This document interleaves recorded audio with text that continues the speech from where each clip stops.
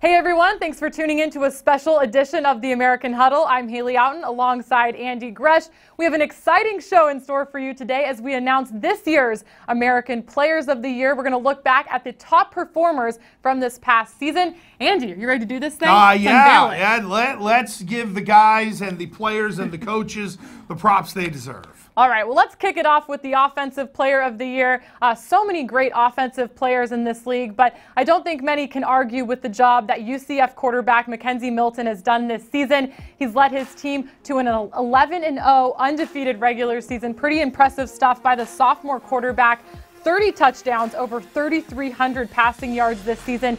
Andy, how impressed have you been with McKenzie Milton? The biggest thing that jumps out to me is the completion percentage, Haley, and he's gotten it up to 69% this year, which is pretty amazing. 7 of every 10 throws he's completing. He's only thrown 7 interceptions off of all those throws this year.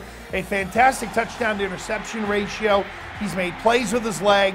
He's stayed alive in the pocket, and he's been able to lead his football team through some interesting situations this year. Haley, let's remember that even though there were at times we look, okay, maybe through the American Athletic Conference schedule they were rolling, getting through the month of September was no easy feat for UCF, let alone getting to this point where they're undefeated and have a chance to go to a New Year's Six Bowl and maybe be a little CFP rabble-rousing going on.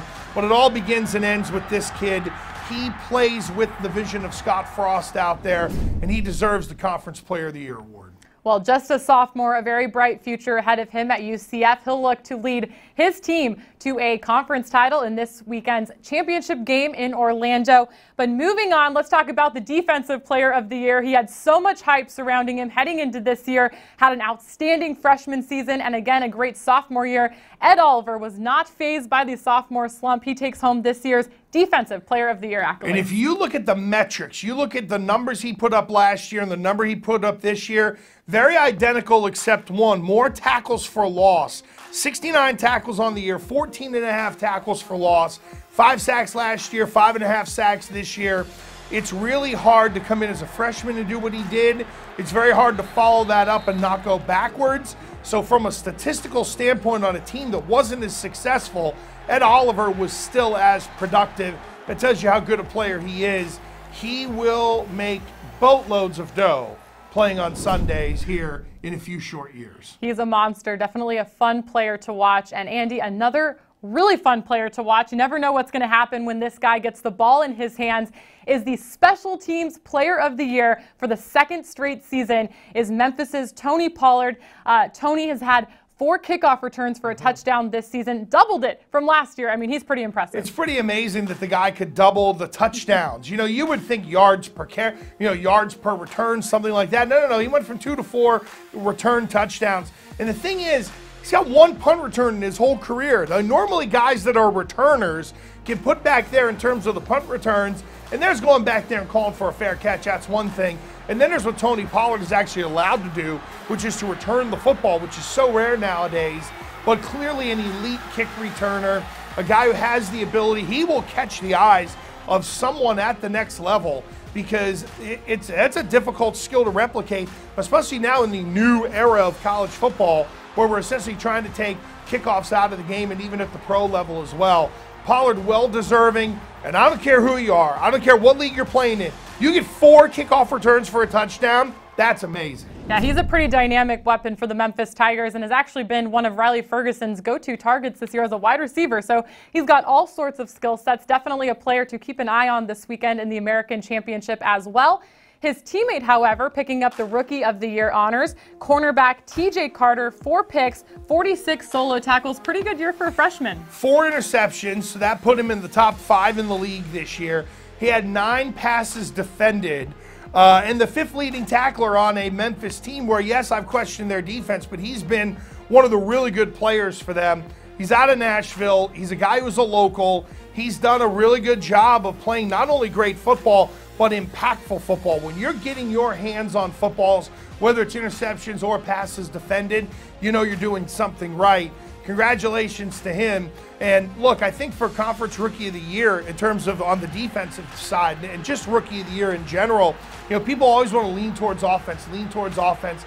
Okay, that's fine, but you know, there are a lot of young defenders that kind of get lost within the framework of these defenses. And look, college football, we're seeing more and more points.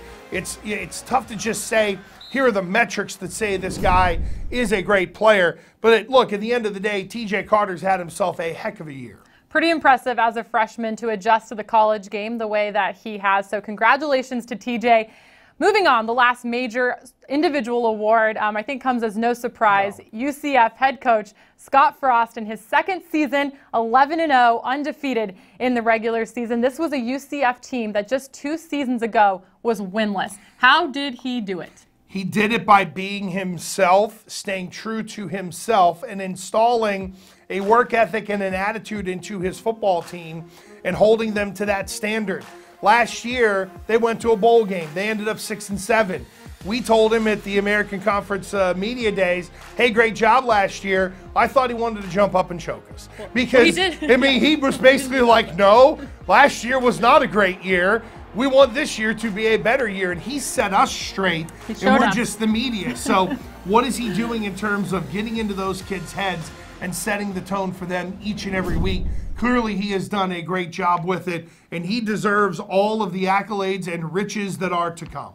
Well, hopefully he's pretty happy with 11-0. Not much you can argue with there, but he'll be a heck of a lot happier to be 12-0 on Saturday. Right, exactly. Winning a division title is nice. Winning a conference championship is better. Winning a New Year's Six bowl game would actually, I think, make him smile for the first time since he told his football team that he had a son. All right, well, congratulations to all of the major yearly award winners, but there's been so many great players and performances throughout the season, so let's go ahead and take a look at the all-conference first team. Don't even know where to begin, but let's start with the offense.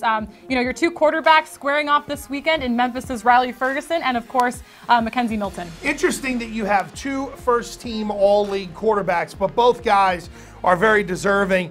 You know, we talked about Milton in terms of the preview for the conference championship game. 69% completion percentage, 30 touchdowns, 7 interceptions. Riley Ferguson pretty much right there with him. And look, I think for UCF and Mackenzie Milton, at times it's been a little easier for him because he hasn't had to put up 70 points to go win a game the way Riley Ferguson has had to. And some of the other guys that jump out on this list, this group of wide receivers, Anthony Miller at Memphis, over 1,200 yards receiving. Trey Quinn at SMU became a first league player because he had Cortland Sutton playing on his team as well. Sutton, first team, over 1,000 yards. Trey Quinn, almost 1,200 yards. But I think Trey Quinn making first team All-American Athletic Conference is a testament to Cortland Sutton and the impact he had on the field in that SMU offense this year. Well, so many great offensive players on this list. Let's talk a little bit of defense now. Shaquem Griffin, the 2016 Defensive Player of the Year in this league, was the only unanimous selection on this all-conference first team. That has to say a lot about Shaquem. He's such an unbelievable story. I mean, it's the kind of stuff that, you know, you see movies made about his story and his rise through college football. And to be the only unanimous selection on defense is just a testament to him.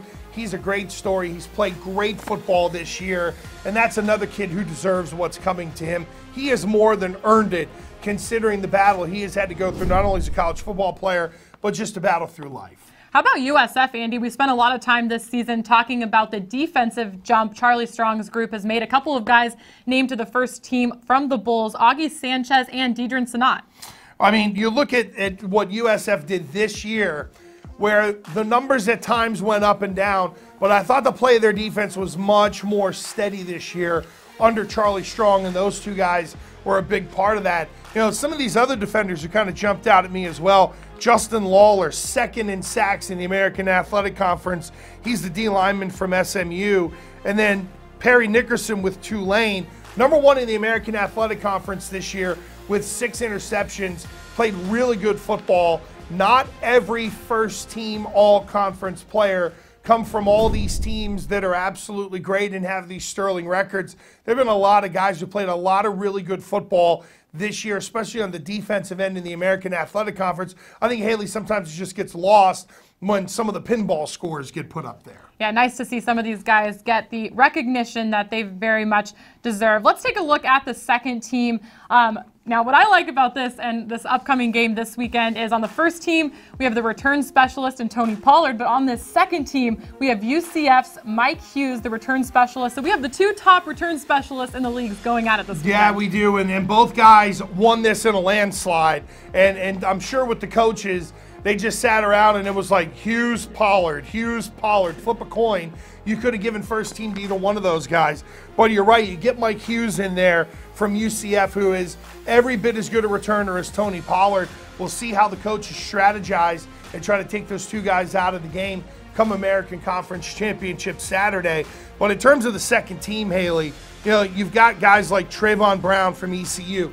Good to see an ECU wide receiver get in there, not because I'm standing beside an ECU alum and I'm trying to suck up, but we've noted all year long here on the American Huddle how the speed on the outside is starting to show up for ECU, for Scotty Montgomery, and it's good to see a guy like Trayvon Brown get the nod. Traquan Smith from UCF as well, Justin Hobbs at Tulsa. Those are your wide receivers. You know, and then you got at the running back. I mean, how about this for the running backs? Dontrell Hilliard, Tulane, ran for over 1,000 yards. Darrell Henderson of Memphis averages 9 yards a carry, and he had over 100 carries this year. I mean, that's just an astronomical number. You did the math. That's a lot of yards. I did. That was pretty good. Yeah. I mean, well, when you look it up and you can see 9.1 yards per carry, that's a number that really jumps out at you. So a lot of really good skill players here on this second team. Well, a name that we haven't even touched on this second team yet is USF quarterback Quinton Flowers. You know, been a different year for him offensively, but I think he, even though USF suffered a loss to UCF this past week, he really went out with a bang in that performance, a career best performance for him. And he just really showed, I think, the true Quinton Flowers that we've really grown to love these past few years. You know, and now I've heard some of the national people in the referendum start to change a little bit on Quinton Flowers as to, well, does he translate at the next level? Look, his story is every bit as amazing as Griffin's, in that what this guy has overcome to throw for 500, rush for 100, and to literally leave it all out on the field for USF. You got to feel for Flowers on one end, but you got to be happy for him on another. Everything that he's battled through off the field to put himself in a position to get a chance to play at the next level somewhere, whether it's quarterback or another position, that's a guy I want on my football team, and he showed why in that game against UCF. That's a guy who battles, he's going to fight to the end, and he made every play he could to try to get the Bulls a victory. Well, a senior that USF will certainly miss next season, and another veteran that will be missed next year, but on the defensive side, is Navy linebacker DJ Palmore. He's had an outstanding career as a midshipman, just an all-around leader. He's a team captain, and he has just left his legacy, I think, at Navy. You know, when you think of Navy, you think of that offense and the option, all the numbers and running and things like that. You don't think about what they do defensively because they're in a lot of battles where they're high-scoring games. But as you mentioned, DJ Palmore is a guy who he's the rock in the middle of your defense. He's played fantastic football for the Middies this year. Somebody else I want to mention on this second team, Devin Abraham of USF, 4 interceptions as well. I know we kind of just got done talking about USF, but you know, a couple of Temple kids mixed in there in terms of Finch and Martin on the defensive line. I mean, that's good for Jeff Collins moving forward in terms of, you know, look, they've got guys in there who you know the scheme that you can play well. Can somebody jump in for them and then play well in their roles? That'll be interesting to see for next year. But, I mean, just talent up and down this first and second team All-American Athletic Conference roster. Well, let's take a look at some of the honorable mentions, a few other players that had outstanding seasons as well. A couple names that jump out, or maybe some of the teams that didn't have the end-of-the-year records that you know, stand out amongst the rest. But ECU's Davon Grayson, a couple Cincinnati players as well. Yeah, Cincinnati defensive lineman Marquise Copeland is a guy who made honorable mention. A junior at 6'3", 290-pounder. Luke Fickell's going to have him back next year. The UConn linebacker, the senior junior Joseph, he's a guy who UConn fans were just waiting to kind of burst onto the scene and be that dominant linebacker. Good to see him get an honorable mention here. I love it when the Navy kids get thrown in. But, you know, the defensive tackle, Evan Plagg from Tulsa, one of these guys who last year might have made an all-conference team with the numbers that he put up, but Tulsa's profile is down a little bit. I think it's very hard to make an all-conference team first or second team when you have all this talent that the American does when your team doesn't have a good year. But I thought he played really good football, especially throughout the second half.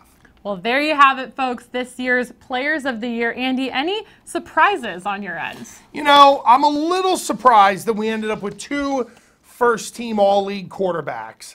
I am a little surprised that a second SMU wide receiver made the first team, but to me, that's all about Cortland Sutton. And, you know, you look at the year that Quentin Flowers had, you could argue that he could have been a first-team All-League player as well. It's no real surprise that when you look in the trenches, you see the teams that have performed and done very well. That's no shock.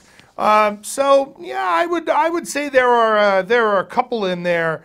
You know, at least we didn't spend time like analyzing kickers, because then you know that your first or second team league is weak. And look, that's with all due respect to each of the kickers that were named to the first and second team squad, but there's just a lot of offensive skill right now in the American Athletic Conference.